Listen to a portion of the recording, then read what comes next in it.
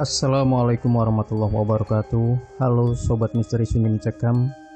Siapapun orangnya pasti pernah melewati jalan tol ya. Dan mungkin Anda sudah pernah sering dengar keangkeran dari tol Cipularang.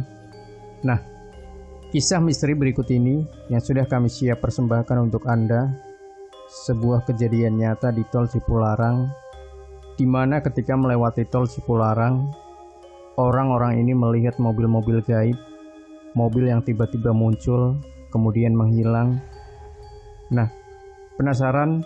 Simak cerita selengkapnya, sebuah kisah misteri yang berjudul Mobil-mobil Gaib di Tol Cipularang. Akhirnya aku pulang juga, badanku sangat pegal. Itu karena seharian aku syuting di Bandung untuk sebuah liputan. Mataku sudah mulai mengantuk, tapi sayangnya aku tidak bisa tidur karena aku harus menemani Dika, kameramenku yang juga menyetir untuk sampai ke kantorku di Jakarta. Dan kami pun masuk ke jalan penghubung Bandung-Jakarta yang dikenal dengan tol Cipularang. Di mobil kami duduk bertiga, aku duduk di depan, sebelahku Dika yang menyetir, dan satu lagi Cici yang duduk di jok belakang. Aku melihat jam menunjukkan pukul 12:30 dini hari.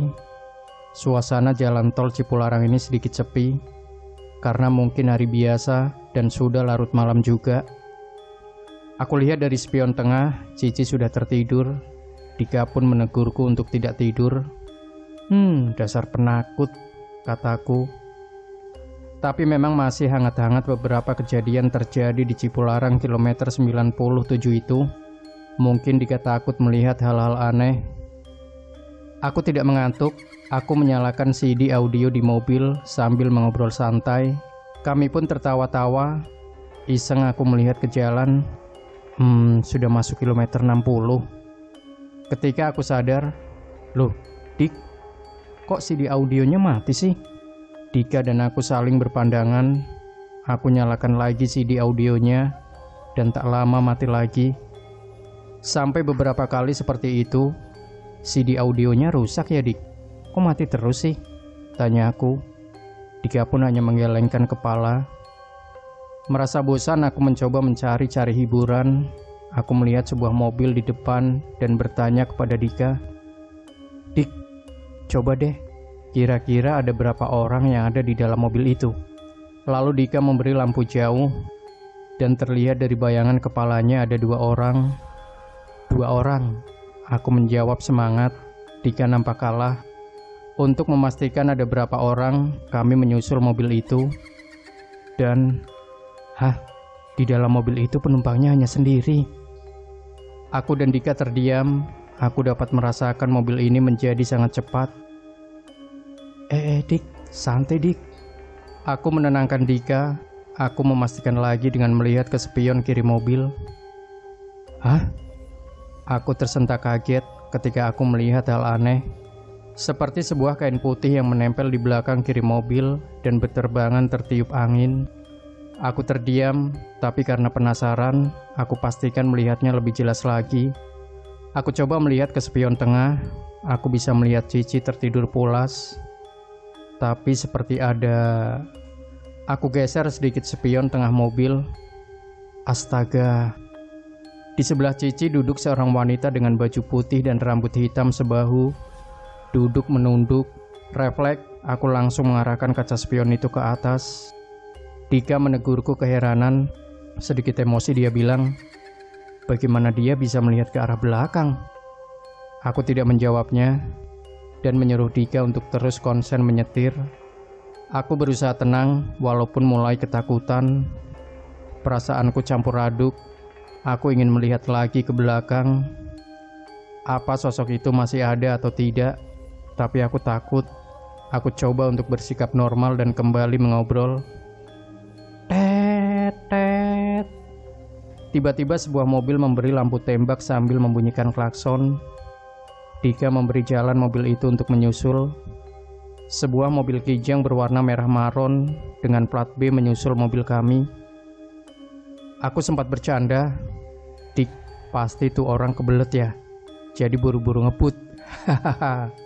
Aku dan Dika tertawa hingga tet. Sebuah mobil di belakang memberi lampu tembak lagi. Kami memberi jalan lagi untuk mobil itu lewat. Entah perasaanku saja atau memang mobil yang menyusul kami ini sebuah mobil Kijang berwarna merah marun dengan plat B. Aku dan Dika mendadak memperhatikan mobil itu dengan seksama. Aku bahkan menghafalkan plat nomornya dan Dika menghafalkan mobilnya. Mobil itu pun menjauh. Dika melambatkan kecepatan mobil kami. Suasana semakin sepi. Lampu penerangan di jalan ini tidak bagus. Dan aku tidak tahu pasti ini berada di kilometer berapa. Dan sebuah mobil memberi lampu tembak lagi. Tet, tet. Aku dan Dika mulai merasakan perasaan tidak enak. Mobil itu mulai menyusul. Aku perhatikan dengan seksama. Kaca mobil itu sangat gelap. Dan saat menyusul, secara refleks aku ambil kamera digitalku dan langsung ku foto mobil itu. Hah? Benar saja, itu mobil Kijang merah marun lagi, dan dengan plat nomor yang sama. Tidak akan mungkin ada mobil yang sama lewat sampai 3 kali di jalan tol. Bulu kuduku berdiri. Aku berusaha membuat Dika tetap konsen. Mobil itu melaju cepat. Dika kembali menekan gas mobil dan mencoba menyusulnya. Di depan kami melihat sebuah truk kontainer berada di jalur kiri dan sebuah bis berada di jalur kanan. Mobil Kijang menyelip di antara bis dan truk itu. Mobil kami pun mengikutinya. Dan mobil itu hilang.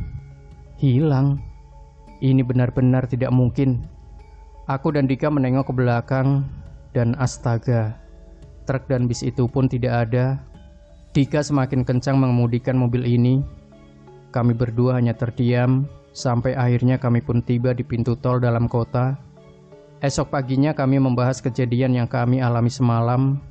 Memang banyak misteri di jalan tol Cipularang, dan kejadian yang aku alami beserta temanku itu juga mungkin pernah dialami oleh pengguna jalan lain di jalan tol Cipularang. Dan pagi itu saat aku melihat TV, ternyata diberitakan telah terjadi kecelakaan maut yang menimpa sebuah mobil travel di kilometer 93. Dan aku jadi teringat kameraku. Aku membukanya, melihat hasil foto semalam. Hah? Bulu kuduku tiba-tiba berdiri. Aku sangat merinding. Ketika aku lihat hasil gambar itu, terlihat sebuah papan penunjuk jalan yang tak sengaja terfoto, yang terlihat menunjukkan kilometer 93. Demikian Sobat Misteri Sunyi Mencekam. Jangan lupa tinggalkan komentar Anda, like, share video ini, subscribe channel Sunyi Mencekam, dan kembali nantikan cerita-cerita misteri terbaru dari kami. Wassalamualaikum warahmatullahi wabarakatuh.